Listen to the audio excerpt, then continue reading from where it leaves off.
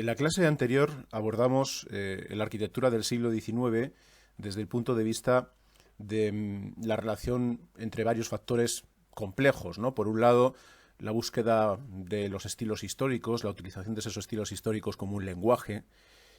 Por otro lado, el eclecticismo, por otro lado, la construcción de la ciudad moderna y por otro lado, las primeras críticas que comenzaban a surgir desde las corrientes quizá más innovadoras, para las cuales existía, digamos, un problema de ajuste entre los lenguajes históricos, los neogóticos, los neorrenacimientos, los neobarrocos, por supuesto los neoclásicos, que se seguían utilizando, que se querían seguir utilizando con libertad durante el siglo XIX, con las nuevas condiciones que a grandes rasgos podemos derivar de la revolución industrial que habían ido surgiendo en ese mismo siglo XIX. El problema, la pregunta que se planteaban era el ajuste, y la pregunta en realidad era ¿hasta qué punto estos lenguajes que hemos tomado del pasado, que hemos heredado del pasado y que estamos utilizando con libertad hoy, valen para atender a las nuevas condiciones de la sociedad?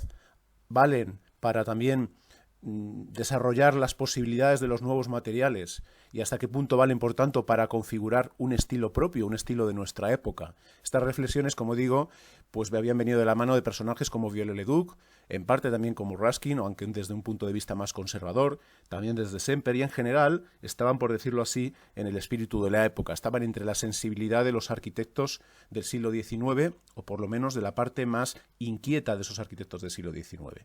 Hoy vamos a abordar, digamos que la otra cara de la moneda. Por un lado estarían los estilos históricos, por otro lado estaría el desarrollo tecnológico.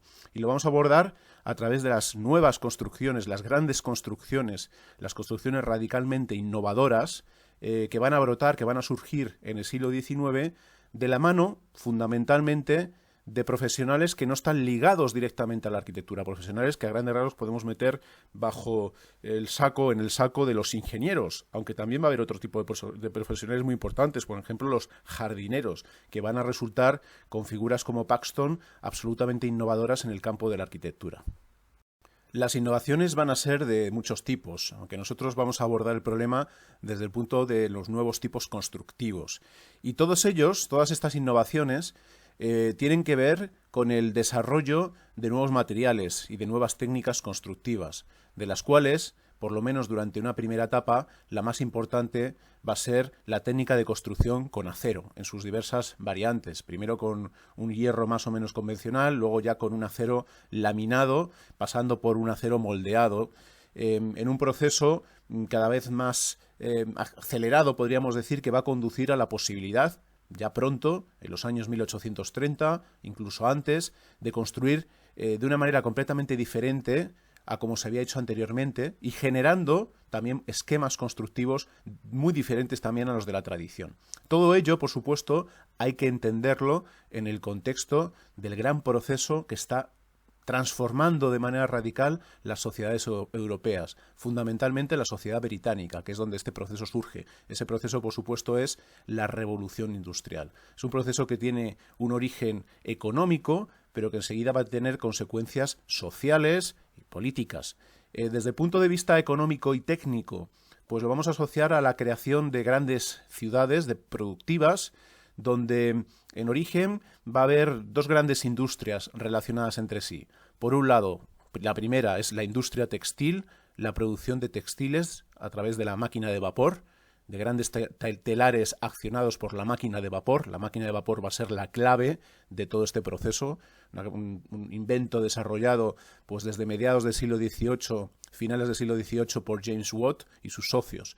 Y por otro lado va a estar la tecnología del acero. El acero va a servir para construir la gran maquinaria, todo el sistema de maquinaria que va a servir a la revolución industrial. Cuando hablamos del sistema de maquinaria nos referimos a las propias máquinas, por otro lado a las grandes construcciones, a las propias industrias y en tercer lugar a toda la industria derivada que va a estar asociada, podemos decir que incluso a los grandes medios de comunicación, los barcos y el ferrocarril, de los que hablaremos enseguida. Desde el punto de vista de la arquitectura o de la construcción, que es el que vamos a abordar aquí, la tecnología del acero va a producir un primer salto revolucionario que va a crear nuevos tipos de construcción y nuevos modos de construir.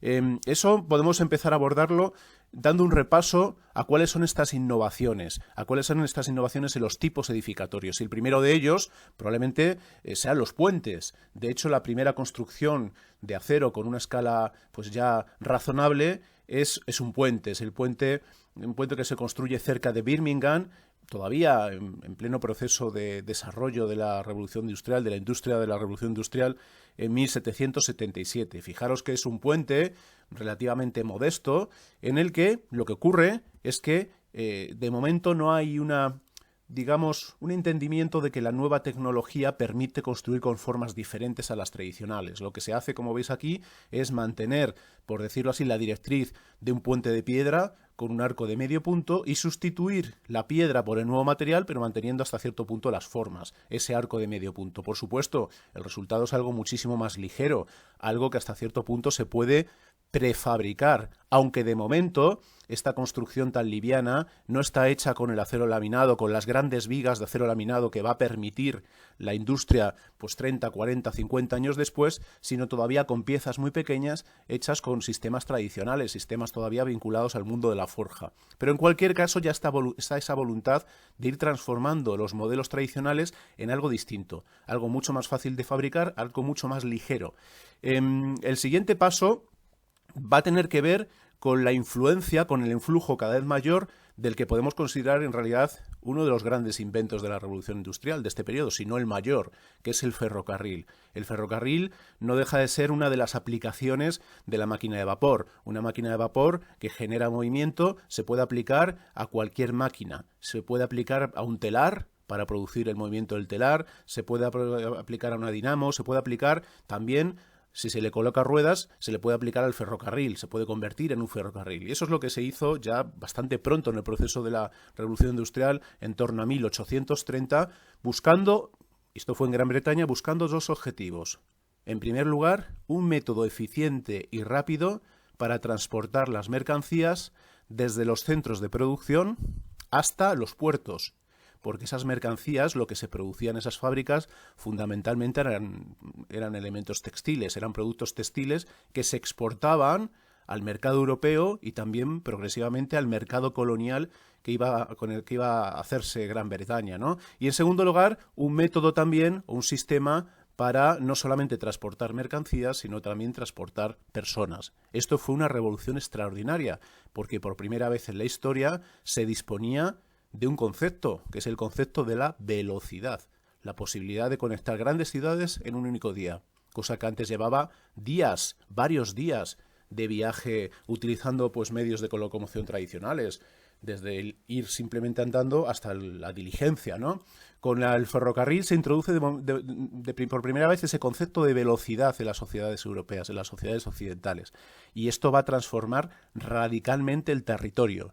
Va a transformar las ciudades, que van a poder estar mucho mejor conectadas las unas con las otras y con el resto del territorio, y va a mejorar o va a transformar también el territorio en sí mismo, que de repente va a estar marcado por el trazado de las vías de ferrocarril, por estos elementos que van cosiendo el territorio y que se van imponiendo al territorio. Es también un proceso en el que por primera vez en la historia la tecnología humana consigue domar, por decirlo así, por utilizar esta palabra, consigue domar la naturaleza, consigue imponerle una forma a la naturaleza de una manera y rápida, radical, como va a ser pues el trazado del ferrocarril a través de ese propio territorio. El ferrocarril tiene un problema, que es que para conseguir esa velocidad, para conseguir esa eficacia, necesita moverse por raíles. Y esos raíles, ese trazado de los raíles, tiene unas, por lo menos en esta época sobre todo, tiene pues algunas exigencias, que es por ejemplo que la pendiente pues no supere un máximo que en esta época es muy bajo, ¿no? De menos de un 10%.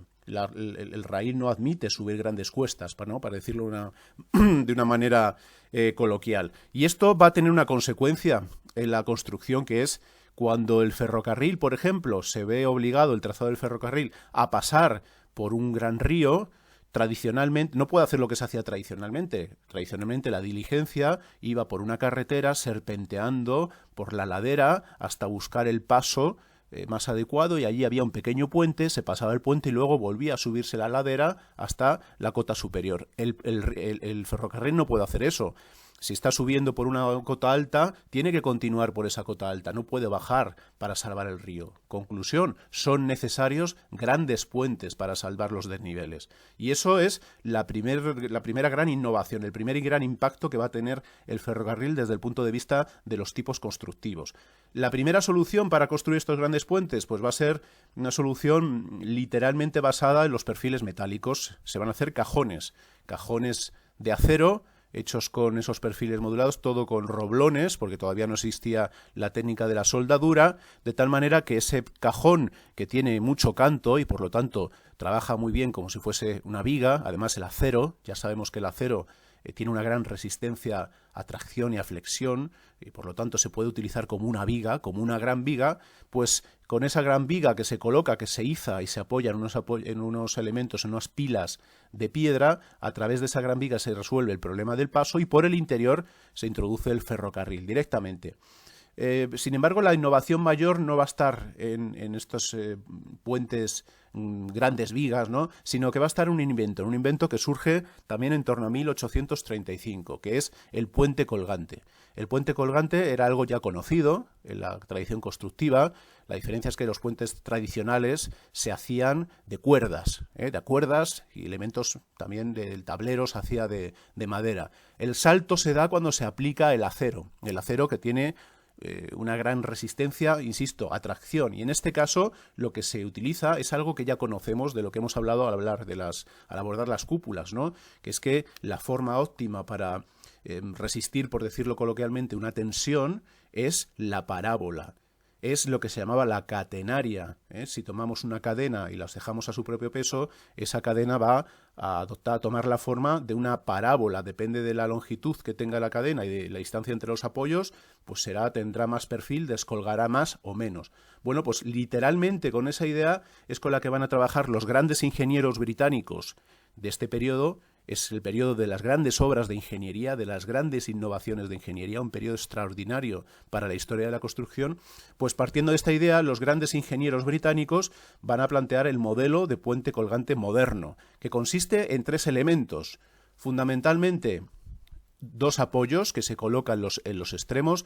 Tienen que ser unos apoyos rígidos, porque son los que van a transmitir las cargas a la cimentación, en este caso a la masa rocosa, es más sencillo, y también son los que van a asumir las tensiones, ¿no? El puente va a tirar hacia adentro, tiene que tener mucha rigidez ese elemento para que no se deforme, y además, fijaros cómo se contrapesa el elemento, el empuje que está produciendo el puente hacia adentro con otros tirantes que están contrapesando el efecto, ¿no?, literalmente el efecto. El segundo elemento es, por supuesto, la catenaria, ¿no?, propiamente el elemento metálico, esa gran cadena metálica hecha por eslabones, no eslabones literales, pero sí por tramos que se van roblonando, que se produce en fábrica y que normalmente suele ser una malla de cables de acero que se van sumando unos a otros para crear un gran cable gordísimo, ¿no?, que muchas veces puede tener incluso hasta varios metros de diámetro.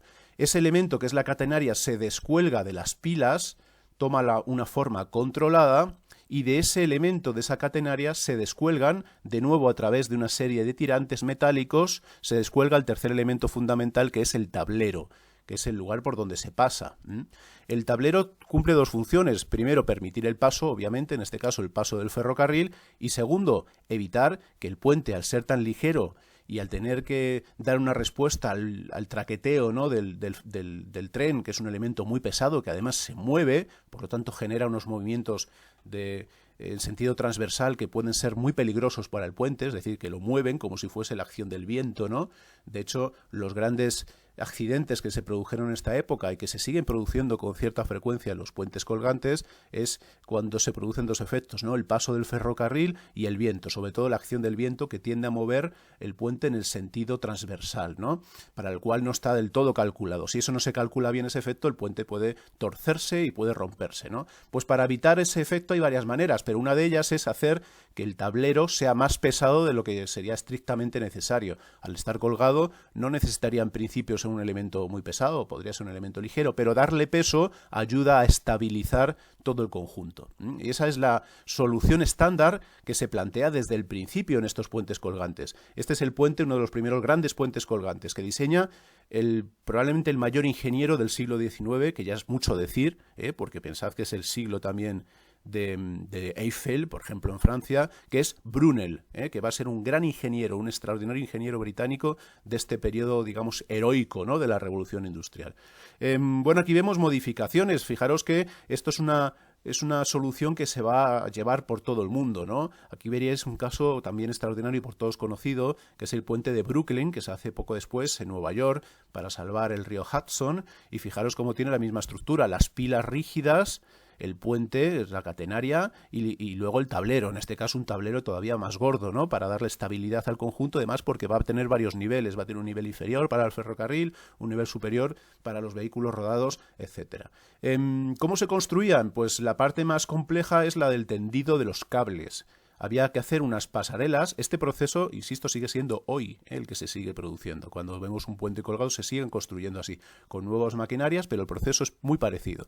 Se creaban una especie de pasarelas para los trabajadores, se colocaba un punto superior y un punto inferior y se iban utilizando estas pasarelas para ir tirando uno detrás de otro en un proceso consecutivo los cables, ¿no? Los cables que podían venir de fábrica con un diámetro de unos 10 centímetros aproximadamente. Lo que se estaba buscando es hacer un amasijo de cables hasta llegar pues al metro y medio, 2 metros que se necesitaba para hacer cada uno de los grandes catenarias, ¿no?, del puente. Era un proceso muy complejo porque había que ir atirantándolos, había que ir elevándolos, había que darles tensión y se estaba trabajando a alturas que muchas veces superaban los 100 metros o los 80 metros de altura, incluso más, ¿no?, lo cual daba lugar a muchos accidentes en las condiciones de aquella época. Insisto que este es el proceso que ya se plantea desde el origen, en 1840 aproximadamente, y que sigue siendo el proceso que se sigue hoy en cualquier puente colgante.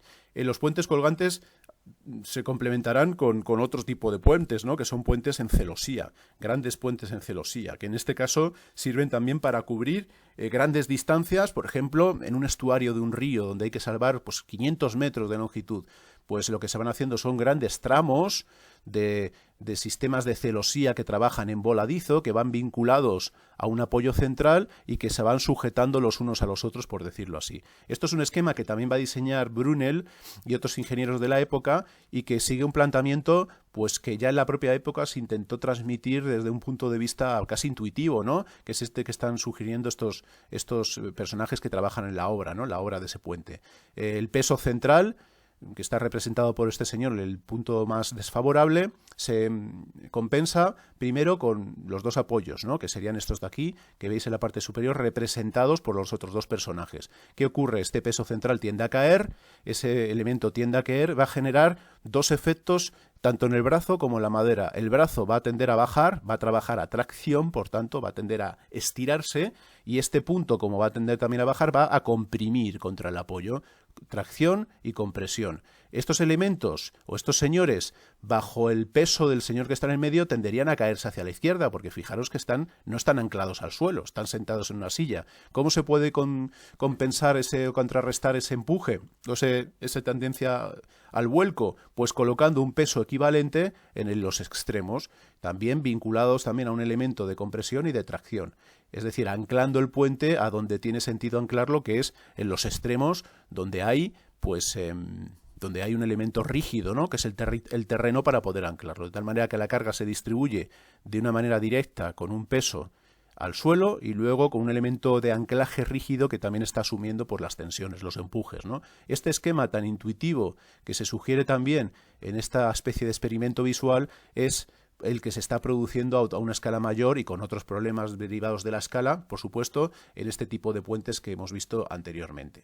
Bueno, esta época, la época de las grandes infraestructuras, va a ser la época del salto de escala. Se va a producir un salto de escala importantísimo, descomunal, con respecto a lo que se había hecho anteriormente. Se construyen edificios muchísimos más grandes que cualquier edificio del periodo anterior, incluso que las pirámides, ¿no?, que era como esa gran referencia de la historia de la arquitectura, o incluso que las grandes torres góticas. Aquí hay un ejemplo. Este es el viaducto de Garabí que hace Eiffel, que es otro gran ingeniero conocidísimo, ¿no?, por todos, sobre todo por la Torre Eiffel, que en realidad es casi una anécdota, ¿no?, en su trayectoria.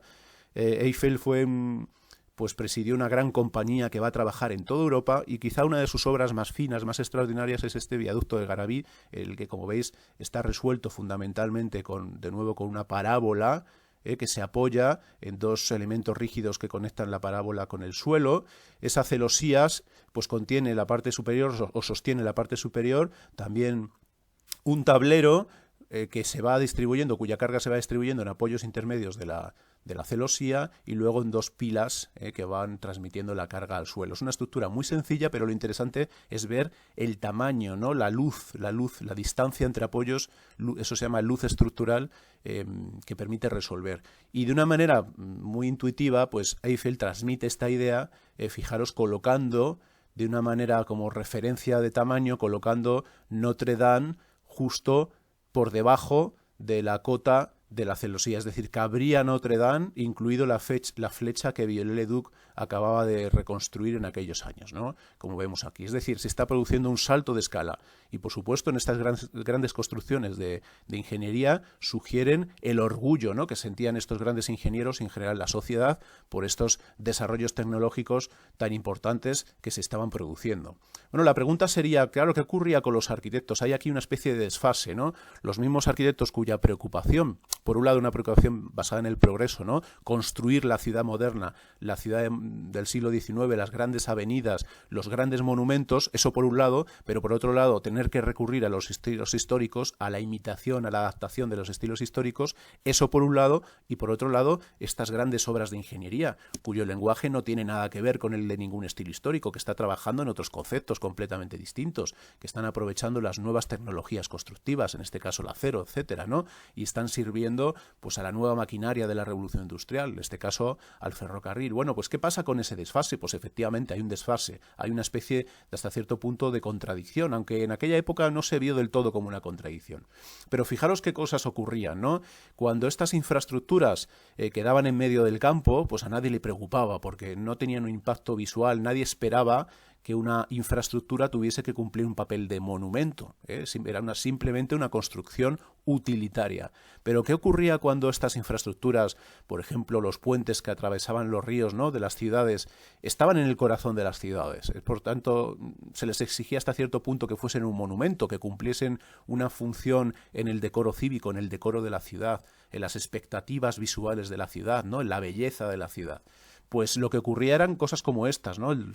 Fijaros el famoso puente de Londres, que en realidad es una especie de fusión entre, por un lado, una tecnología muy sofisticada en la época, un puente colgante y un puente levadizo, que está accionado por máquinas para permitir el paso de las gabarras, ¿no?, el paso de los barquitos que van atravesando el río Támesis, y por otro lado, es una construcción que está inspirada en códigos historicistas. En este caso es una especie de evocación del pasado gótico de Londres a través de dos torres de estilo neogótico. Dos torres que no tienen una función más allá que servir de oficinas para el puente o para la maquinaria, etcétera, etcétera. Es decir, que hay una especie de proceso de, por decirlo así, de vestir la infraestructura con un ropaje adecuado, para que esté entonado con lo que está ocurriendo en la ciudad, con el lenguaje de la ciudad, ¿no? Esto de la envoltura del ropaje sería una idea bastante adecuada a la hora de abordar esta relación entre las grandes infraestructuras y el lenguaje histórico, ya os digo, en contextos como las grandes ciudades del siglo XIX. Hemos hablado, por tanto, de los puentes, ¿no?, de los grandes puentes colgantes y en sus diversas facetas que surgen de las necesidades del ferrocarril. La segunda invención tipológica, el nuevo tipo de edificios que podemos asociar directamente a la revolución industrial y en particular al ferrocarril, son las grandes estaciones de ferrocarril, que por supuesto empiezan a construirse cuando la red de ferrocarril ya está estabilizada, ¿no? Y esto ocurre muy rápido. En Gran Bretaña va a ocurrir en torno a 1840, incluso antes. ¿Qué son las estaciones de ferrocarril? Son el punto de partida y llegada de estas nuevas infraestructuras, de estas nuevas dotaciones que permiten mover las mercancías y las personas, ¿no? Esto es muy interesante, interesante desde varios puntos de vista. Desde un punto de vista puramente funcional, una estación de ferrocarril es pues simplemente un hangar, por decirlo con un término contemporáneo, hecho con una serie de naves que hasta cierto punto, como son paralelas porque se van colocando encima de las vías y tienen un carácter longitudinal, pues hasta cierto punto evocan las plantas basilicales, y de hecho hay muchas referencias a esta idea, ¿no? Podemos pensar que son como las iglesias del ferrocarril, y son esas naves, esa sucesión de naves que se van colocando en paralelos, las que hay que resolver para atender a un problema, que es un problema que en aquella época era un problema grave, ahora no lo es, que es qué hacer con el humo, ¿no? Con el humo que salía de las máquinas. Si esas naves hubiesen sido muy bajitas, el humo se hubiese quedado cerca de las personas, ¿no? Con lo cual se optaba por hacer unas naves muy altas para poder llevar o conducir el humo a la parte superior y que ese humo saliese progresivamente, ¿no? De esa parte superior y en cualquier caso no molestase a las personas, ¿no? A lo largo de esas naves se van colocando los andenes, que es donde se disponen las personas. Esto generó pues un nuevo tipo de edificio urbano, un edificio vinculado sobre todo a cualquier ciudad importante que tuviese ferrocarril y que en el caso de las grandes capitales se van a construir o se van a convertir en verdaderos monumentos, ¿no? Los nuevos monumentos de la tecnología moderna. Hoy quizá los monumentos de la tecnología moderna son los aeropuertos, ¿no? En cualquier gran ciudad del mundo. En aquella época lo fueron los ferrocarriles, las grandes estaciones de ferrocarril.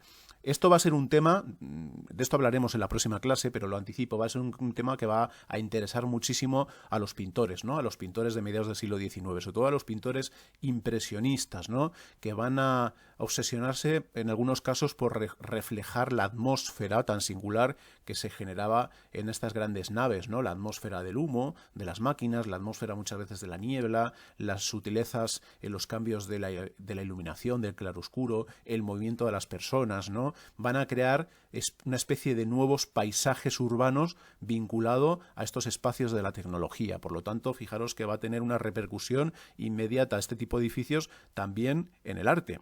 Lo van a tener, por supuesto, en el urbanismo, porque se va a producir un fenómeno muy interesante, ¿no? Hasta ese momento, hasta aproximadamente mediados del siglo XIX, la entrada a las ciudades estaba vinculada sobre todo a las puertas tradicionales, ¿no? Las puertas que atravesaban las carretas, las diligencias, las personas, incluso los animales, ¿no? Que a grandes rasgos eran una evolución de las puertas que había tenido la ciudad en la Edad Media. Sabemos que las ciudades se transforman a mediados del siglo XIX, destruyen sus murallas, amplían sus límites, ¿no? Y esas puertas que habían sido tan importantes en la ciudad, pensad en Madrid, en la puerta de San Vicente, o la puerta de Alcalá, o la puerta de Toledo, que eran las puertas de acceso a la ciudad. Esas puertas pasan a convertirse en un elemento simbólico, pierden su función. Y su función va a ser asumida por las estaciones de ferrocarril, que va a ser el punto de llegada a la ciudad. Los viajeros a las ciudades entran en ferrocarril y la primera imagen que tienen cuando llegan a la ciudad es la del ferrocarril y la de la estación. Esas estaciones, por tanto, se van a convertir en una especie de puertas, de nuevas puertas de acceso, también de salida, pero van a dar la primera imagen de la ciudad, con lo cual se van a controlar muchísimo en su diseño, ¿no? Se van a intentar monumentalizar, y en estas fachadas de las estaciones, que fijaros que de algún modo evocan, ¿no?, las naves que hay detrás, si son unas, si son varias, etcétera, y por lo tanto tienen cierta relación con ellas, pues se van a crear fachadas monumentales que, fijaros, evocan sobre todo la de las iglesias, ¿no? Porque es muy curioso esto, fijaros la evolución. En una planta basilical el problema era cómo darle la fachada, cómo manifestar al exterior esa distribución en naves que tenía la iglesia al interior, ¿no?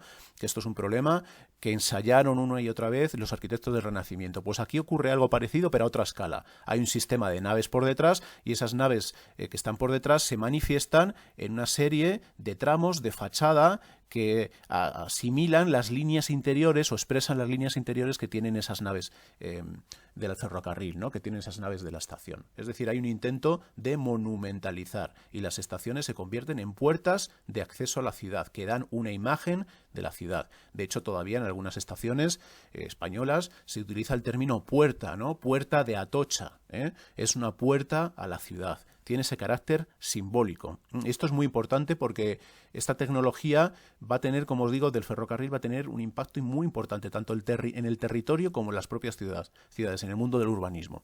Bueno, la tecnología del acero permite resolver lo que se llaman en la jerga, ¿no?, las luces estructurales, la distancia entre los apoyos. Se pueden ampliar muchísimo y se pueden hacer estructuras que son muy ligeras, porque tienen poca masa, que son muy resistentes, que son también muy eficaces en su comportamiento estructural y que además tienen la ventaja de que se pueden prefabricar. Se fabrican en taller, se fabrican en la fábrica, valga la redundancia, y se montan, se instalan rápidamente in situ en la obra, con lo cual se pueden optimizar muchísimo los tiempos de construcción. Esto lo vamos a ver ahora, hasta dónde pudieron llegar los grandes ingenieros y arquitectos y jardineros, ahora lo veréis, de mediados del siglo XIX a la hora de optimizar los plazos constructivos. Se empieza a plantear esa idea de que el tiempo es dinero y que por lo tanto en cuanto más rápido se hagan las obras, mejor, ¿no?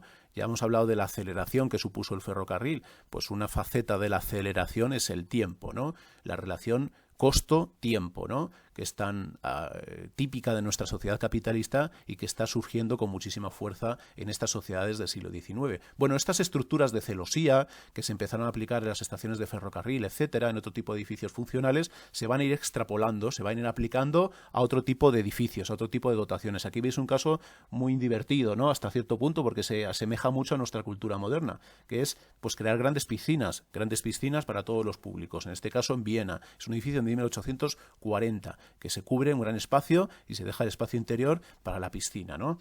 Y va a haber otros casos, ¿no?, que a mí muy interesantes, que es como va a haber intentos por parte de algunos arquitectos, esto lo veíamos en la clase anterior, de intentar fusionar los dos mundos, el mundo de la tecnología, de esta tecnología vinculada a la construcción con acero, y por otro lado el mundo de la tradición. Esto lo hace, por ejemplo, Labrouste, que es un gran arquitecto, un arquitecto con muchísima agudeza, ¿no?, en cuanto a lo que estaba buscando, que hace, en este caso, la Biblioteca Nacional de París. Fijaros cómo es la sala de lectura, en el que conviven, como os decía en la clase del último día, conviven los elementos clásicos, la alusión de los elementos clásicos, estas bóvedas vaídas, con una luz cenital, que evocan pues el Panteón, por supuesto, está ahí esa referencia en última instancia, y cómo lo compatibilizan con el sistema de apoyos estructurales ligeros, livianos, que están vinculados a las nuevas técnicas constructivas. Es un edificio, por supuesto, de este periodo, 1858. Continuemos avanzando. Hemos hablado, por tanto, de puentes, de grandes infraestructuras. Hemos hablado de estaciones y cómo los modelos de la estación, pues las estructuras de las estaciones de acero, etcétera, se pueden aplicar a otro tipo de edificios. Y vamos a abordar una tercera innovación, un tercer gran desarrollo tipológico que va a tener mucha importancia durante este periodo, que son los invernaderos.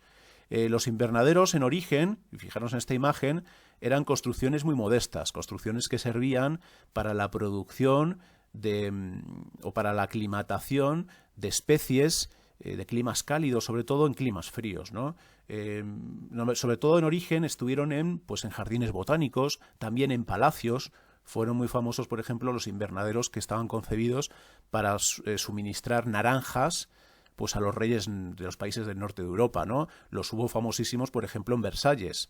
Los hubo también en el Palacio de las Tullerías en París, ¿no? Lo que se llaman las orangeries, que si vais ahora a París es un museo, el Museo de la Orangerie, que estaba sobre ese jardín botánico donde se producían naranjas gracias a los invernaderos. Es decir, que eran arquitecturas vinculadas pues a las élites o a la investigación. Bueno, esto cambia o empieza a cambiar a finales del siglo XVIII y sobre todo a principios del siglo XIX, en el que la botánica se pone de moda y empiezan a haber grandes colecciones, ¿no?, de plantas. También empieza a haber mucho intercambio de especies entre Europa y las colonias, ¿no? América, África, el sudeste asiático, plantas que son, bueno, pues casi todas de ellas semitropicales o tropicales y que se intentan aclimatar a las condiciones europeas con varios fines. Uno es el de la moda, como os he dicho, se pone de moda cultivar las plantas, incluso tener un jardín en las propias casas, ¿no?, incluso de la clase media. Y por otro lado, por supuesto, es la investigación. De las plantas se obtiene prácticamente todo, los tintes, los productos químicos, las medicinas, con lo cual tiene que ver o sigue teniendo esa faceta técnica o científica que había tenido desde el principio. Desde finales del siglo XVIII se fueron construyendo grandes jardines en toda Europa. Pensad en el Jardín Botánico de Madrid, del que hablábamos hace unas clases, y esto, como digo, va a sufrir un desarrollo extraordinario, va a experimentar un desarrollo extraordinario, sobre todo en Inglaterra, en Gran Bretaña, a principios del siglo XIX. Se va a poner de moda y van a surgir también grandes colecciones botánicas, ¿no? Los grandes terratenientes, los grandes nobles van a tener en sus jardines, en sus parques gigantescos, incluso grandes dotaciones de invernaderos, y se van a construir también grandes invernaderos en las ciudades, ¿no? Pensados para el disfrute de todos los públicos. Bueno, ¿qué es un invernadero desde el punto de vista técnico? Y aquí es donde está la parte de la innovación. El invernadero es un sistema que permite generar calor gracias a su forma, su orientación y los materiales con los que está hecho. No tanto gracias a la combustión y a la producción y al gasto de energía. Es un sistema fundamentalmente pasivo, ¿eh? Y esto hace que el invernadero tenga muchísima pertinencia hoy, en el que hablamos de los problemas medioambientales, etcétera, ¿no? ¿Cómo funciona un invernadero? Fijaros, es un elemento que se orienta al sur, esta sería la cara al sur, que tiene otra cara al norte, que fijaros cómo la trabajan, ¿no? La cara al norte es la que no va a tener radiación solar y por lo tanto hay que protegerla, y fijaros cómo se protege con un muro de ladrillo, otro muro de ladrillo, se crea esta cámara que puede servir para colocar maquinaria, etcétera, es de servicio, y ese espacio lleno de aire contribuye a aislar el interior en los tiempos en los que hace frío, ¿no? Es un elemento de protección, de aislamiento. ¿Qué más tiene? Tiene una pared de cristal, ese es el elemento fundamental, que es el que va a crear el efecto invernadero. Como su nombre indica, ¿no? El efecto invernadero es un proceso que consiste en algo pues relativamente fácil de entender, ¿no? El rayo de sol, que viene con cierta energía, tiene que atravesar la pared de vidrio. Cuando atraviesa la pared de vidrio, depende de la inclinación con la que venga, parte de esa energía se disipará. ¿Por qué? Porque el rayo rebota en parte, ¿no? Otra parte se gastará, por decirlo así, o se disipará al pasar la pared de cristal. Y otra parte, ya menos, más debilitada desde el punto de vista energético, entrará en el espacio interior. Ese rayo, pues cuando llegue al espacio, a las superficies interiores, volverá a pasar lo mismo. Parte se reflejará, parte se utilizará, parte de esa energía se utilizará para calentar el suelo o la pared o lo que sea, de tal manera que cuando el rayo o la parte que queda de esa energía tiende a salir, ya no tiene la energía suficiente como para volver a atravesar la pared. Parte saldrá, pero otra parte vuelve a quedar reflejada, con lo cual el sistema permite ir apropiándose del calor producido por la radiación, ir acentuando el efecto de calentamiento, ¿no? Eso es algo que todos conocemos, ¿no? Por ejemplo, todos hemos entrado en un coche orientado al sol, incluso en invierno hace mucho calor dentro del coche, y en verano ni os cuento, ¿no? Se puede poner a 45 grados. Eso es efecto invernadero. El efecto invernadero también tiene un efecto beneficioso en la atmósfera, ¿no? A través de la atmósfera de la Tierra. Es el que permite que la Tierra tenga una temperatura más o menos estable, ¿no? Porque es la que permite atrapar el calor. Si no tuviésemos atmósfera y por lo tanto no tuviésemos efecto invernadero, pues la Tierra le pasaría lo que a la Luna, ¿no? Habría partes de la Tierra, cuando no les da el sol, que están a 100 grados bajo cero, y las zonas que estuviesen expuestas al sol estarían a 100 grados sobre cero o más, ¿no?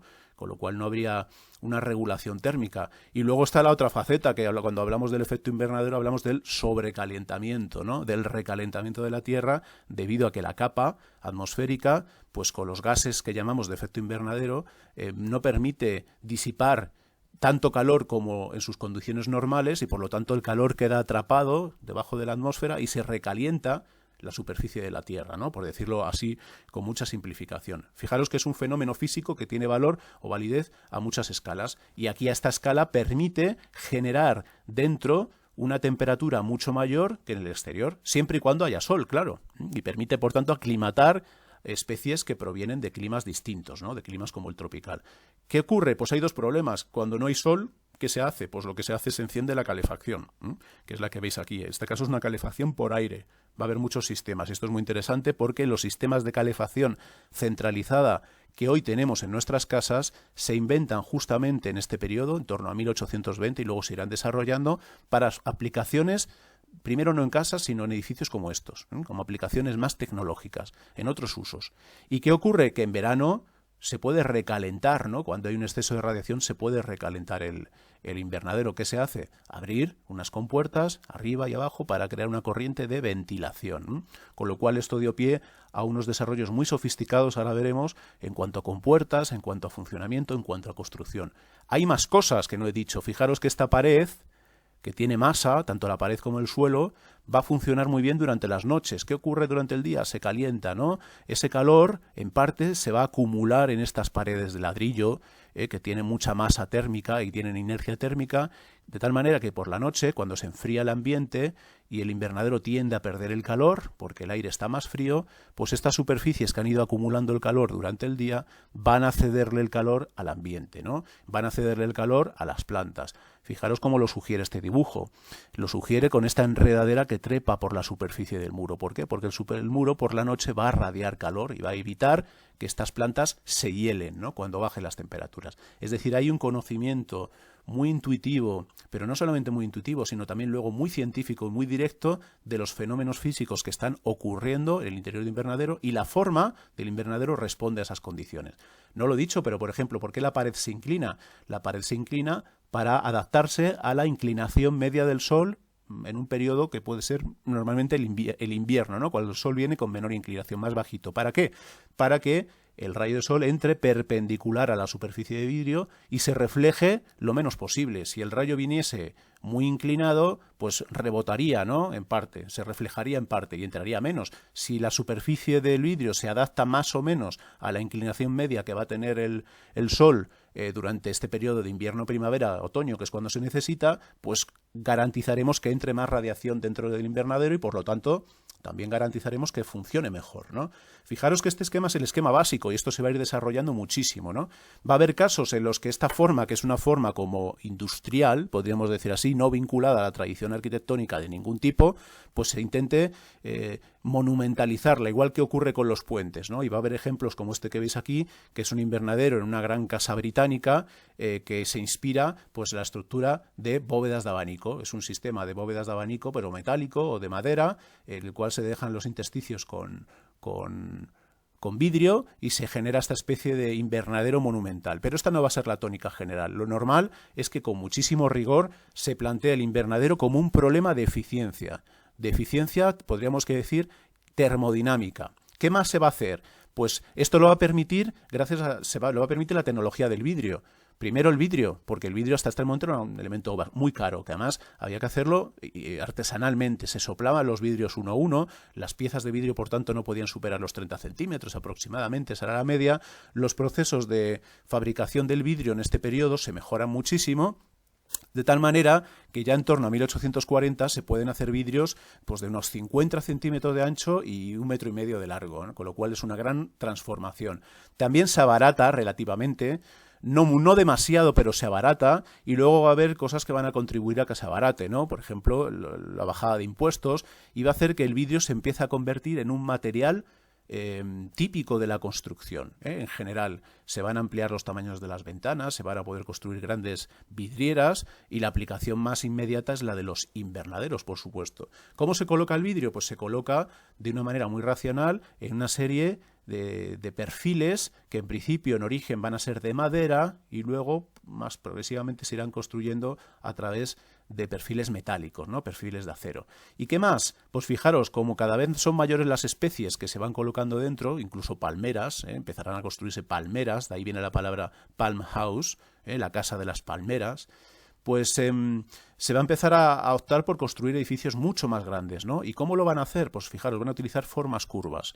¿Por qué? Por dos motivos. Primero, porque las formas curvas permiten adaptarse a la inclinación solar, es la misma idea que hemos visto anteriormente. Y por otro lado, porque las formas curvas permiten, dado su óptima relación de factor de forma, de coeficiente de forma, ¿no? La relación entre la superficie y el volumen, de todas las figuras geométricas, la más óptima, en el sentido de que al mismo volumen o con el mismo volumen tiene menos superficie y por lo tanto tiene menos pérdidas de calor, es la esfera, ¿no? Cuanto más se aproxime a la esfera, la forma del edificio mejor será, más óptima va a ser. Hay una tercera razón, que es la razón constructiva. Construir formas curvas dota al edificio de mayor rigidez, lo hace más rígido. Ahora veremos algún ejemplo más. Y aquí veis un proyecto absolutamente revolucionario. No hemos visto nada parecido en la historia de la arquitectura, un edificio liviano, completamente vidriado y con estas formas bulbosas, ¿eh? Es algo completamente novedoso. Esto se va a poner, ya os digo, de moda rapidísimo, ¿no? De tal manera que en torno a 1840, 1850 empiezan a construirse invernaderos gigantescos, ¿eh? Primero en Gran Bretaña y luego en el resto de países de Europa. De ellos, los más famosos son, pues el primero sería la Palm House de los Kew Gardens, ¿no? En Londres, que todavía existe, se puede visitar, que fijaros que está compuesto por formas curvilíneas con una estructura de acero y vidrio, en la medida que ya hemos hablado, y fijaros cómo consigue alcanzar alturas muy grandes para poder colocar grandes palmeras tropicales en el interior. ¿Cómo está construido? Este es el efecto que se buscaba construir. Fijaros que es un microclima, ¿eh? Esto es una idea absolutamente moderna, crear un microclima tropical en un contexto como el de Londres, en un clima como el de Londres. Esta idea de controlar el clima y crear climas artificiales también es una idea absolutamente moderna que encontramos en el siglo XIX. ¿Y cómo se construía esto? Pues fijaros, con una serie de elementos curvos de acero que se iban, pues sobre los que se iban colocando las paredes de vidrio, y luego había un problema, claro, como es una estructura muy liviana. ¿Qué ocurría cuando soplaba el viento? Cuando el edificio tendía a volcar, ¿no? Por una acción horizontal, el viento sopla, empuja horizontalmente. ¿Cómo se podía estabilizar el edificio para que no volcase? Pues en este caso aplicaron también la tecnología, una tecnología que proviene del ferrocarril. Colocaron una especie de vigas, de zunchos, de cables de acero que van atando el edificio siempre en este sentido, envolviéndolo. Serían como estas líneas que veis aquí, estos cables que veis aquí, y ese elemento lo zunchaba, ¿no? Como si fuese un cinturón, para darle rigidez al conjunto. ¿Cómo se colocaba ese cinturón, esos cables? Mediante gatos neumáticos. Se iba apretando progresivamente hasta que aquello quedaba en tensión. Es decir, que se aplicaba en estos edificios las tecnologías revolucionarias que antes se habían aplicado en el ferrocarril. Por tanto, los invernaderos son la alta tecnología de la época, utilizando un término contemporáneo, son el high-tech de aquella época, ¿eh? Por eso son muy importantes en la evolución de la arquitectura, no solamente por sus sistemas constructivos, sino por la dimensión termodinámica y ambiental que tienen, que los aproxima muchísimo a nuestra sensibilidad, ¿no? La sensibilidad de hoy. Bueno, dentro de estos grandes constructores de invernaderos, el más famoso, quizás sea el arquitecto más famoso del siglo XIX, a pesar de que no era arquitecto, sea Joseph Paxton. Paxton, que es un señor que nace con el siglo XIX, 1833, muere en 1865. ¿Por qué es tan famoso Paxton? ¿Por qué es tan importante? Porque va a desarrollar el tipo edificatorio de los invernaderos. Él empieza formándose como jardinero, va a trabajar para el duque de Devonshire en Chatsworth, que es la gran propiedad que tiene el duque de Devonshire en el norte de Inglaterra. Allí se va a hacer cargo de los jardines y va a construir para este duque, en un primer momento, pues el mayor invernadero que hay en Inglaterra en torno a 1840, que es pues la gran estufa que le llaman, ¿no? que es el invernadero de Chatsworth. Fijaros que es un espacio amplísimo que permite colocar todo tipo de especies, ¿no? Desde cactus hasta palmeras, ¿no? Especies tropicales. Esta es la imagen que tenía el edificio. El edificio se demolió en 1930 aproximadamente porque tenía un gasto de energía grandísimo y el duque pues no quiso asumirlo. Tened en cuenta que esto era una propiedad privada, ¿no? ¿Qué es lo que plantea Paxton en este edificio? Fijaros que es interesantísimo y que nos está hablando de su rigor como constructor, con una solución muy eficaz que se repite y que permite generar todo el edificio. Lo que plantea es una estructura hecha con elementos metálicos, que serían estas varillas, son muy ligeras, estas pequeñas estructuras que van cosiendo el edificio, como si fuese una especie de armadura, de esqueleto. Va colocando las piezas de vidrio apoyadas de una pieza metálica a otra, y fijaros cómo en primer lugar a gran escala le da formas curvilíneas al edificio. ¿Por qué? Por lo que ya hemos dicho. Primero, porque se puede adaptar a la inclinación del sol.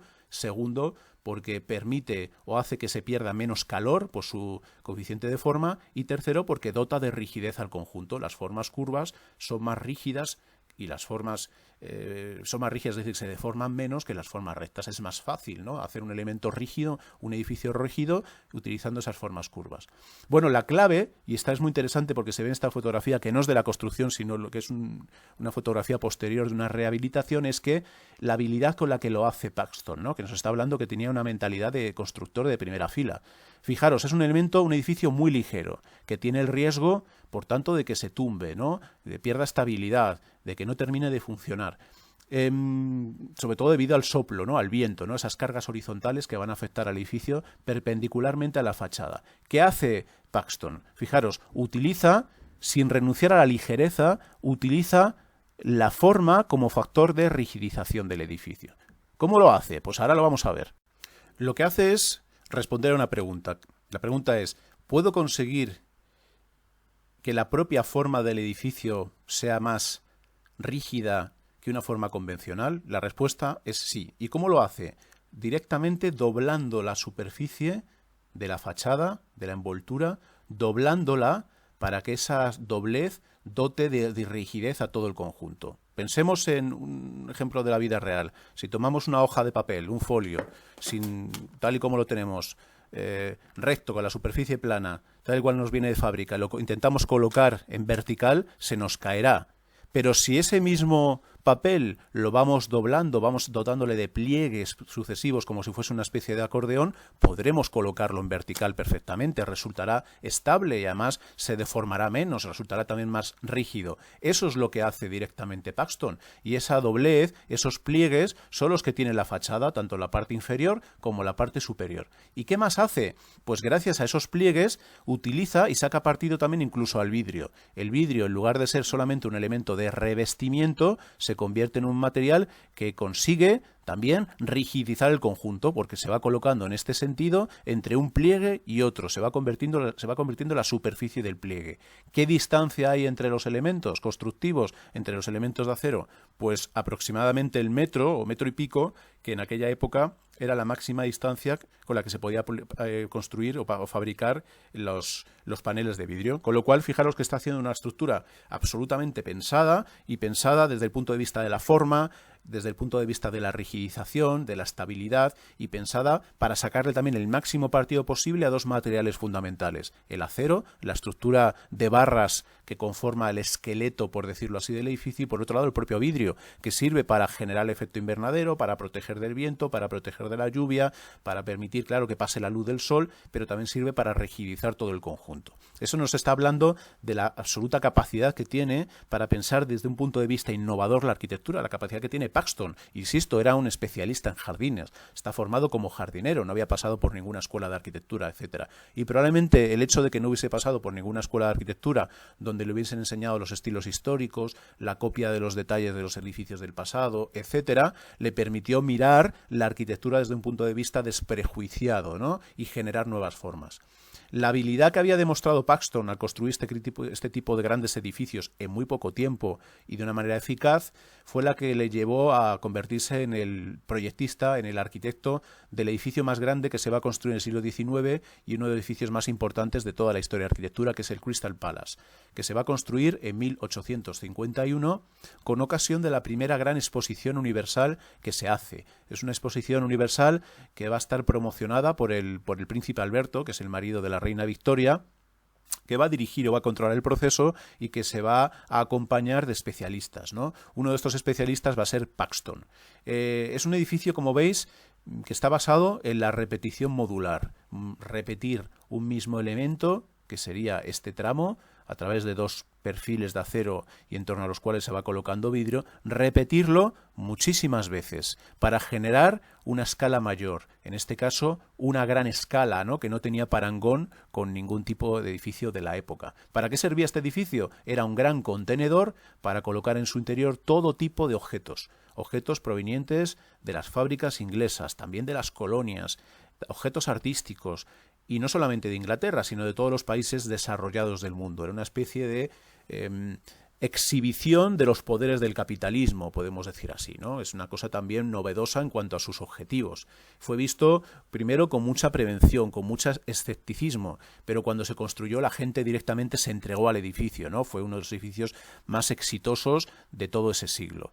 Bueno, lo interesante es cómo plantea Paxton. Según dice la tradición, Paxton en una primera reunión plantea a los políticos su idea, ¿no? Su idea es esta idea que esboza en este papelito. Fijaros cómo caen las gotas de tinta. Lo que está sugiriendo es que la está esbozando rápidamente, que es utilizar una estructura pues conocida, que es una estructura como de sección basilical, una nave principal más alta, unas naves laterales más bajitas y otras en los extremos, crear una estructura piramidal de forma más o menos piramidal, que ya de por sí resultaría muy estable por su propia forma, y luego ir resolviendo este gran edificio a través de la repetición de un módulo optimizado, hecho de acero y vidrio, cuyos elementos se fabricarían en taller, en fábrica, y se montarían in situ. Porque una de las grandes exigencias que va a tener que atender Paxton va a ser que el edificio se construya en menos de un año. Hay que construir este grandísimo edificio que tiene unos 500 metros de largo y unos 100 de ancho, es decir, el edificio más grande que nunca se hubiese hecho, construirlo, insisto, en menos de un año. Un gran gesto, una gran hazaña, ¿no? Aquí veis el detalle de cómo se planteaba ese módulo que se iba repitiendo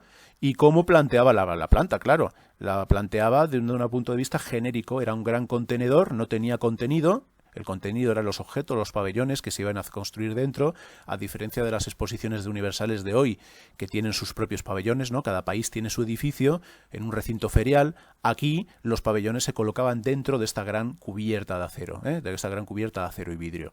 Por lo tanto, lo que genera Paxton es un edificio genérico, que también es una gran novedad, de usos que puede permitir usos múltiples. Es una gran envoltura. Y en el interior hay flexibilidad de uso máximo. ¿Cómo va repitiéndolo? ¿Cómo va planteándolo? Con la repetición del módulo, de los tramos, que va generando ese sistema de naves longitudinales en las cuales se van disponiendo cada cierta distancia pues una serie de núcleos de comunicación, de escalera, etcétera. Es un planteamiento muy racional y muy repetitivo, insisto. La repetición del mismo módulo muchísimas veces. Un módulo que se fabrica en taller siguiendo la tecnología de nuevo del ferrocarril. Paxton va a estar asesorado por grandes ingenieros del ferrocarril que van a optimizar el cálculo, que van a optimizar el proceso constructivo, y esto se va construyendo casi como si fuese un gran hangar, ¿no? Una gran estación de ferrocarril, pero con otros usos, todo mucho más grande y con otros usos, ¿no? Es un hangar longitudinal gigantesco, ¿no? Que tiene pues esos casi 500 metros de longitud. Esta es una imagen de la inauguración con toda la pompa que se le dio al evento. Aquí veis a Príncipe Alberto, que habían sido el instigador, la Reina Victoria. Bueno, pues en el espacio central, en el transepto, ¿no? El lugar más ceremonial del edificio, y fijaros la cantidad de gente que cabe, las gradas, la escala, ¿no? Eso que os decía antes de que este siglo XIX es el periodo de la ampliación del tamaño, sean edificios con un tamaño inédito hasta esta época, un tamaño sin igual, pues se sugiere muy bien en este elemento, ¿no? En el Crystal Palace. Fijaros cómo se intentó también decorar, darle un sentido, un decoro al edificio utilizando colores, un código cromático basado en la combinación de rojos y azules, que aplicó pues también un otro de los asesores de este edificio, que fue Owen Jones, un arquitecto artista muy interesante, porque va a poner de moda la Alhambra, va a ser uno de los arquitectos que va a poner de moda la Alhambra, y esos códigos cromáticos que ha aprendido la Alhambra, pues hasta cierto punto los va a extrapolar a este edificio, con lo cual hay otras historias por ahí internas muy interesantes. Aquí veis otra imagen de cómo funcionaba el edificio, ¿no? Bueno, grandes avenidas, un espacio neutro que luego se podía ir rellenando con todo tipo de objetos, lo permitía. Claro, había diferentes alturas, diferentes niveles, en función del tamaño de los objetos se podía utilizar la nave central para objetos grandes, las laterales para objetos pequeños, es decir, que se iba ajustando la escala progresiva del edificio de una manera extraordinaria, ¿no? Estas son representaciones pictóricas. Lo más interesante es ver las fotográficas. Tenemos fotografías de 1851 del edificio antes de ser inaugurado. Uno de los requerimientos, porque este edificio se colocó en Hyde Park, en Londres, era que no se derribase ningún árbol. Se posó sobre el terreno, los árboles se quedaron dentro, a fin de cuentas no dejaba de ser un invernadero gigantesco lo que estaba haciendo Paxton, ¿no? Y una vez que terminó el proceso, se desmontó, porque esa era otra exigencia. Había que construirlo muy rápido y luego desmontarlo y llevárselo a otro lugar, porque este era un sitio temporal, ¿no? No se podía dejar este gran edificio en el corazón de Londres, en este parque, ¿no? tan representativo, y lo que se decidió fue llevárselo a los exteriores. Ahora veremos lo que se hizo. Bueno, os decía que esta imagen es más interesante porque nos habla de las cualidades espaciales que tiene el edificio, que son inéditas, ¿no? Es la idea de una especie de cualificar un fragmento gigantesco, un volumen gigantesco de aire, volver completamente permeables las paredes del edificio. Esto es algo que dejó entusiasmada a la gente. Era la primera vez que veía un edificio completamente hecho de vidrio, ¿no? En el que entraba la luz por todos los lados, un edificio desmaterializado a pesar de ser tan grande, ¿no? Fue un impacto estético tremendo, ¿no? En la gente en general. Los arquitectos que lo fueron a ver, arquitectos importantes, arquitectos de prestigio, casi todos pasaron por Londres, también se quedaron apabullados, ¿no? Pero casi todos reaccionaron negativamente. Dijeron, bien, este es un edificio impresionante, hay que reconocer el desarrollo de la tecnología. Este edificio sirve para esto muy bien, cumple su función, es un recinto ferial, pero la arquitectura de verdad es la arquitectura seria. Y la arquitectura seria no puede ser la de este tipo de edificios, ¿no? La arquitectura seria sigue siendo la arquitectura pesada, con masa, con volúmenes definidos por paredes opacas, donde se puede distinguir perfectamente qué es lo que está dentro y qué es lo que está fuera, el espacio interior del exterior. Una arquitectura solemne, hecha con estilos históricos, que tuviese un carácter simbólico, culto, ¿no? Esto, por supuesto, iba por el otro lado. Pero claro, se estaba anticipando a la sensibilidad moderna, a la sensibilidad posterior. Y de hecho el Crystal Palace va a ser una de las referencias que van a utilizar los arquitectos del siglo XX, ¿no? En cuanto a lo que están buscando, esa arquitectura desmaterializada, ligera, hecha con un proceso industrial, liviana, en la que predomina mucho el vidrio, la relación con el exterior, la luz. Insisto que estos fueron valores que fueron reconocidos y que dejaron impactados a la gente, ¿no? Esta imagen todavía casi lo sugiere mejor. La gran novedad que supone el Crystal Palace con respecto a la arquitectura de su época, ¿no? Y eso lo vemos muy bien en estas imágenes, ¿no? El contraste entre el edificio que vemos por ahí arriba, con sus perfiles industriales, su cubierta ligera, la luz, el carácter absolutamente moderno, ¿no? De contenedor, y lo que se exponía, que en buena medida eran los objetos del mundo de la decoración historicista, del eclecticismo, de la mezcla de estilos, elementos neogóticos, elementos vinculados a la tradición neoclásica, esculturas, también había máquinas, pero fijaros que era una especie de mezcla ecléctica de objetos colocados de una manera abigarrada y cuya forma contrastaba radicalmente con el edificio, ¿no? Esto no nos deja de sorprender a nosotros, pasados los años, cuando intentamos entender, ¿no?, lo que fue el Crystal Palace. ¿Cómo está construido? Está construido igual que el invernadero de Chatsworth, utilizando la idea de rigidización de la pared mediante pliegues. Fijaros cómo se pliega toda la pared mediante perfiles metálicos, se construyen los perfiles metálicos, unos perfiles secundarios, y se van construyendo esos perfiles secundarios que sirven como junquillo para ir colocando los vidrios, ¿no? Estos junquillos evitan que entre el agua. En los espacios intermedios se van colocando las salidas del agua y luego se recogen en la parte inferior, porque el agua es un gran problema que hay que resolver, ¿no? Estas imágenes no son de la construcción del edificio, sino posteriores, unos 40 años posteriores, que es cuando se hace la rehabilitación de la segunda sede del Crystal Palace, pero el sistema constructivo es muy parecido y es algo que se sugiere bien en estas imágenes. Fijaros, las piezas venían construidas de fábrica, todas prácticamente iguales o con una serie de catálogo de piezas, y luego los medios de los que se disponían, medios tradicionales. Fijaros, un poste de madera, una polea, tracción animal. Se iban levantando las piezas, había una serie de operarios arriba, una vez que se había apoyado la pieza, se atornillaba y se iba procediendo, ¿no? Se iba extrusionando el edificio como si fuese una especie de churro, ¿no? Porque la sección siempre se mantenía constante. Luego los momentos más delicados, o los lugares más delicados, eran los de las cubiertas, los pliegues, ¿no? Que eran espacios pequeños.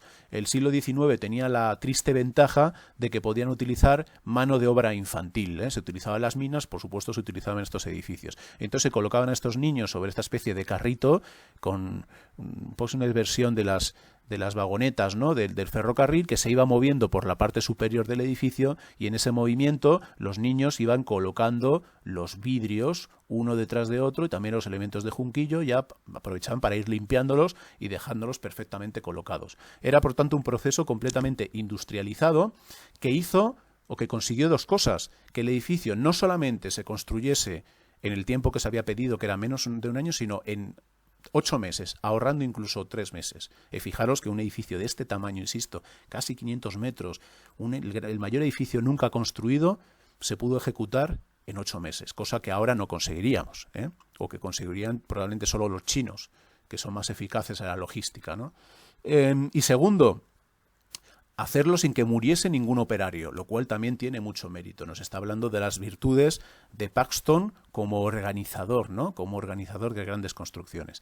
El tercer mérito es que el edificio efectivamente, como se había previsto, se pudo desmontar completamente y llevarse a otra ubicación, en este caso Sydenham, en las afueras de Londres, otro gran parque, donde el Crystal Palace se rehizo, y no solamente se rehizo, sino que se amplió, se volvió todavía más grande, ¿eh? Fijaros cómo se va a convertir la versión final, pues no solamente va a tener este transepto que tenía al principio, sino que va a tener otros 2 transeptos más pequeños a los lados, es decir, que se va a ampliar desde aquí hacia allí, ¿eh? Se va a ampliar de una manera radical y fijaros qué imagen va a tener. ¿Para qué va a servir el edificio? Pues va a servir como recinto ferial, diríamos ahora, para exponer todo tipo de ferias de muestras de objetos, armamento, por supuesto, plantas, para hacer también grandes celebraciones musicales, se utilizó el espacio central, incluso también para una especie de lo que diríamos hoy parques de atracciones, ¿no? Espacios expositivos vinculados a la presentación de los estilos históricos. Aquí, por ejemplo, veis estas figuras de cartón piedra que están sugiriendo pues uno de los pabellones que tuvo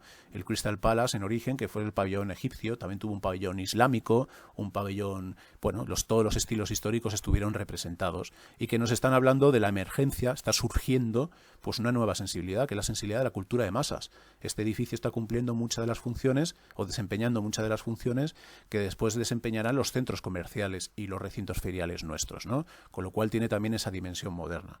¿Cuál es la historia del Crystal Palace? El Crystal Palace muere en 1936. Se produce un incendio, el edificio ya estaba bastante, bueno, abandonado, había caído en una especie de decadencia, el edificio pues arde completamente, arde el contenido, también pues la estructura metálica se va reblandeciendo, pues al final los vidrios estallan y se destruye todo, ¿no? Y ese fue el final del Crystal Palace, ¿no? Este edificio emblemático que representa como pocos la sensibilidad del siglo XIX. Lo interesante es la evolución, la influencia que va a tener estos edificios, ¿no? Insisto, el Crystal Palace, que es un grandísimo invernadero, está hecho con la tecnología del invernadero y las formas del invernadero. Ya no es un invernadero, porque ya no contiene plantas, contiene personas, mercancías, ¿no? Y esto va a hacer que esas figuras o esas formas se extrapolen, se apliquen a otro tipo de edificios, ¿no? Por supuesto, va a haber grandes invernaderos en todas las ciudades de Europa, ¿no? Aquí ves el Jardin d'Hiver, los Campos Elíseos de Francia, que sigue una tecnología muy parecida a la del Crystal Palace, en un lugar donde también se está desarrollando muchísimo la construcción y la tecnología del acero, que es Francia, ¿no? Es un edificio de 1853. Pero también lo vamos a encontrar aplicado, y también sobre todo en Francia, pues a grandes mercados, como este mercado que se hace en la época del barón Haussmann en París, el Leal Central, que es la zona de Leal, ahora en Francia. Este edificio se demolió en los años 60 o 70, o también en la cubrición de calles, ¿no? Para crear lo que se llaman los pasajes comerciales, como la Galería Vittorio Emanuele de Milán, ¿no? Que por un lado es un edificio historicista, los códigos en este caso del neobarroco, y por otro lado es una especie de fusión o de hibridación o de mestizaje con las formas que provienen del mundo del Crystal Palace, ¿eh? Hay esa mezcla, se están utilizando a escala urbana. Insisto, ¿cuál es esta época? Es la época de transformación de las grandes ciudades. La época en que París se convierte en una ciudad moderna, en la época en la que ciudades como París, insisto, Londres, Viena, también Madrid, se van dotando de grandes infraestructuras, que esta sería otra dimensión de la que ya hablamos en la última clase, que es la dimensión, otra dimensión de las grandes obras de ingeniería, que son las grandes infraestructuras, los sistemas de agua pública, agua potable, el alcantarillado, este caso es el de París, este caso es el de Londres, que están transformando por la parte de lo oculto, ¿no? Son infraestructuras que quedan ocultas en la ciudad, pero que son indispensables para el crecimiento de la ciudad. Fijaros qué interesante es esta idea del sustrato, ¿no? Lo que está abajo que no se ve, pero permite que sea posible lo que está arriba, ¿no? Y fijaros cómo esta tecnología en este caso son los grandes sistemas de alcantarillado que se construyen en Londres, ¿no? Por iniciativa de un ingeniero que se llama Bazalgette, vienen acompañadas, fijaros, del ferrocarril, ¿no? Se crea esta trama, se aprovecha la trama del ferrocarril para mover los materiales, y hay como ese paralelismo de infraestructuras, el ferrocarril, el agua potable, el alcantarillado, se está creando toda la trama de la ciudad moderna, ¿no? La trama infraestructural, que es algo también muy del siglo XIX y que conviene, por supuesto, tener en cuenta. Bien, ¿cuál es la evolución de estos grandes edificios? Insisto, el origen es el invernadero. Esto es lo interesante. ¿Cómo se van evolucionando? ¿Cómo van evolucionando? Pues los vamos a encontrar en las grandes exposiciones universales que se van a hacer en Europa. Primero, la primera es la de Londres, la Exposición Universal de 1851, que ya hemos mencionado, que marca el modelo. Pero a partir de entonces casi todas van a tener como lugar de celebración París. ¿Por qué París? Pues París es la capital cultural de Europa, por un lado, y París es una ciudad extremadamente rica, por otro lado, en esta época. Es un centro financiero, el centro financiero más importante del mundo, parangonable con Londres o incluso durante algunos años superior en cuanto a finanzas, ¿no? Antes de que fuesen sustituidas la una y la otra por Nueva York, ya en el siglo XX. Bueno, pues fijaros, París va a convocar estas grandes exposiciones universales y en este periodo se van a construir grandes edificios. Son edificios muy singulares porque todos siguen, pues digamos, la lógica del Crystal Palace, y además también siguen la lógica de que son edificios temporales, edificios que se hacen para la exposición y luego se deshacen completamente, ¿no? Tienen ese carácter provisional. Bueno, algunos ejemplos, pues esta Galería de las Máquinas, que es el típico edificio que expresa los valores, ¿no?, de la exposición universal, porque lo que se pretende es mostrar es el desarrollo tecnológico. En realidad se colocan las máquinas en un edificio que en sí mismo está planteado con el modelo de las máquinas, con los mismos materiales, las mismas técnicas constructivas que las máquinas, ¿no? Hay esa influencia del ferrocarril en la construcción de puentes, que pasa a las estaciones de ferrocarril, de las estaciones de ferrocarril pasa a los invernaderos, de los invernaderos pasa a los pabellones feriales. Fijaros qué evolución se está produciendo tan interesante. De todas estas galerías de las máquinas, la más famosa por su tamaño es la Galería de las Máquinas de la Exposición de 1889, que es la más importante de todas las que se hicieron. Es una exposición que evoca o que recuerda los 100 años de la Revolución Francesa, de 1789 a 1889, y se hace en París. Los dos edificios fundamentales de esta exposición de 1889 van a ser la Galería de las Máquinas y la Torre Eiffel, para que os hagáis una idea. La Galería de las Máquinas, ¿para qué sirve? Para exponer máquinas. Es una gran nave de exposición, con un tamaño descomunal. Y fijaros que para daros cuenta o darnos cuenta de la escala, basta que comparemos cualquier elemento de los apoyos con las personas. Esto que veis aquí, estas manchitas, son personas colocadas en este espacio. Insisto otra vez en la idea. El siglo XIX supone un salto de escala. Se construye mucho más grande que lo que se había venido haciendo anteriormente y con muchísimo menos coste y mayor eficiencia desde todos los puntos de vista. Con un lenguaje, por supuesto, también completamente distinto. Bueno, es una galería que tiene una luz estructural, es decir, una distancia entre apoyos de aproximadamente 120 metros, lo cual era absolutamente un hito, ¿no?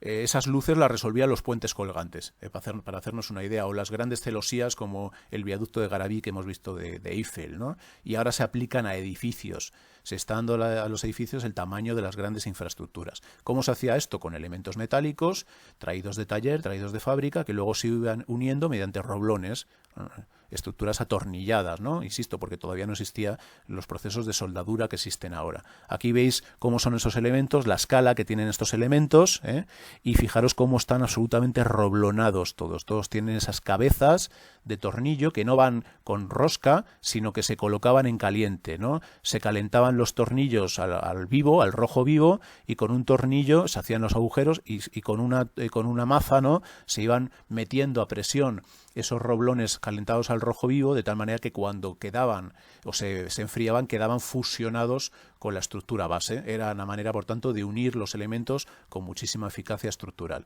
Este pabellón fue completamente desmontado, se desmontó completamente, desapareció. Solamente duró pues los 6-7 meses que duró la exposición, y fijaros qué tamaño, ¿no? Esta es la Galería de las Máquinas en funcionamiento.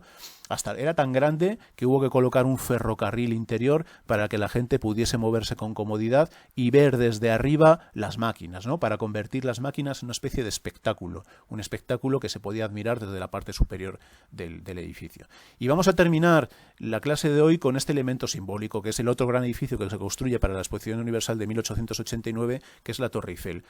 ¿Qué sentido tenía la Torre Eiffel? Pues es un proyecto personal del propio Gustav Eiffel, que convence a los organizadores de que es necesario un monumento, un elemento simbólico, no solamente pabellones, sino un elemento que permita que se distinga o que se encuentre la exposición universal a través del perfil en la ciudad, cambiando el perfil de París, ¿no? Es un elemento de referencia.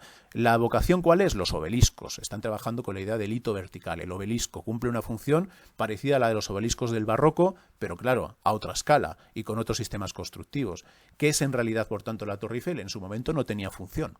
Era simplemente un hito vertical. ¿Su función cuál era? Pues llevar a gente arriba para tener vista sobre la ciudad y luego generar y marcar mucho el eje del campo de Marte, ¿no? De los campos de Marte, que era donde se estaba colocando la exposición. Este proyecto pues pasa por muchas fases, ¿no? Fijaros que al principio es mucho más torpe en su planteamiento, luego se construye como una mejor sección, ¿no? Fijaros de nuevo, como esto es muy típico de Eiffel, siempre compara el edificio con grandes construcciones de París, de nuevo Notre Dame y el Arco del Triunfo, ¿no? Por supuesto las desborda, porque es una torre que se concibió desde el principio para superar la altura de cualquier edificio de la época con mucha distancia, ¿no? Para llegar a ser un récord. Es una torre de 300 metros de altura. Pensad que los edificios más altos que se habían hecho hasta ese momento en la historia de la arquitectura eran o estaban rondando los 100 metros de altura, 110 metros aproximadamente. Por ejemplo, grandes torres de catedrales góticas, por ejemplo, las pirámides más grandes tienen esa altura.